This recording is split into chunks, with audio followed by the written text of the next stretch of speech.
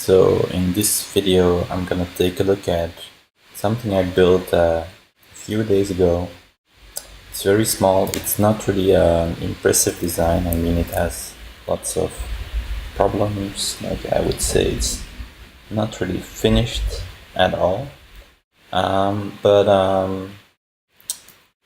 it kind of shows the capabilities of Framer, or at least a few capabilities.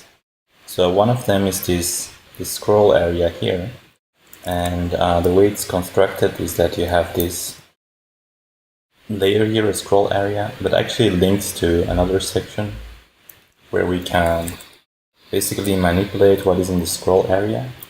And let's add these little cubes here. And now we go back to our start, run the prototype, and basically you're updating the content of only that area. So imagine that this was a scroll area too, this section. I would go into components and add like a scroll area, and then actually to decide what is in the scroll area, I would enter content in this like new frame created specifically for that scroll area. So I'm gonna delete that because that was just for example purposes. And then maybe we have the second thing, which is a component, and it's pretty cool because it's dynamic. You can change the duration, you can change the stroke radius, you can set animate to false and it's gonna stop animating. And the way I got this component is through the component store, which is here. Well, it's not a component store, these are the components that I got from the store. Basically, you can go around and get components, like for example, let's click this one, it looks interesting, grid.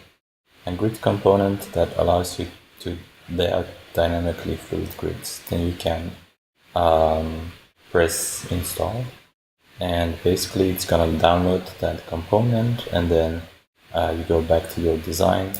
Maybe I'll make a new frame. That's cool. Like if I press F, it's gonna kind of look around, like what is the artboard size and or commonly used artboard size, and then it's gonna suggest me to use that. That's really cool. And Framer is full of these like little details like that. So this is my new component.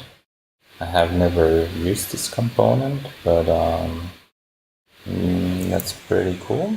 So basically you can set up a dynamic grid, I guess. I don't know how to use it because I would think that maybe you would drop another component into the grid.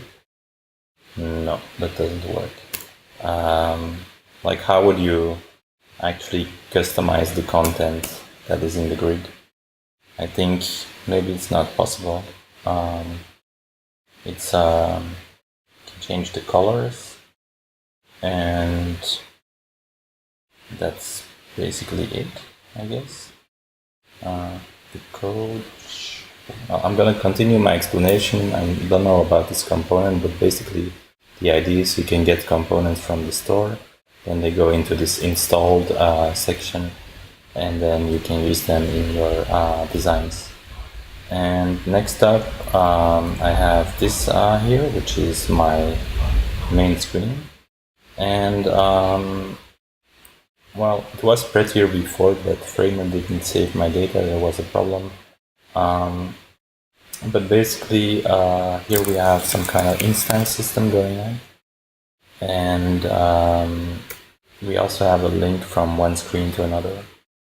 So basically, if you want to create a link, you can press L, and then you can link it to the other screen.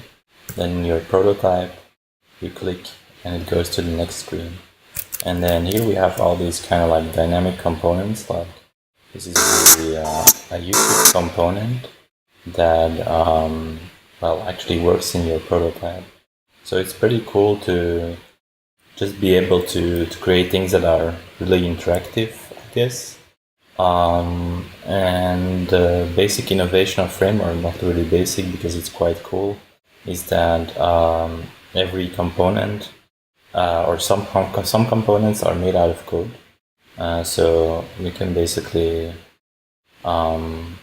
create a new component out of code. So you can do something like here, create component out of code. I'll make a test component, and then it's gonna open a text editor, in this case VS Code.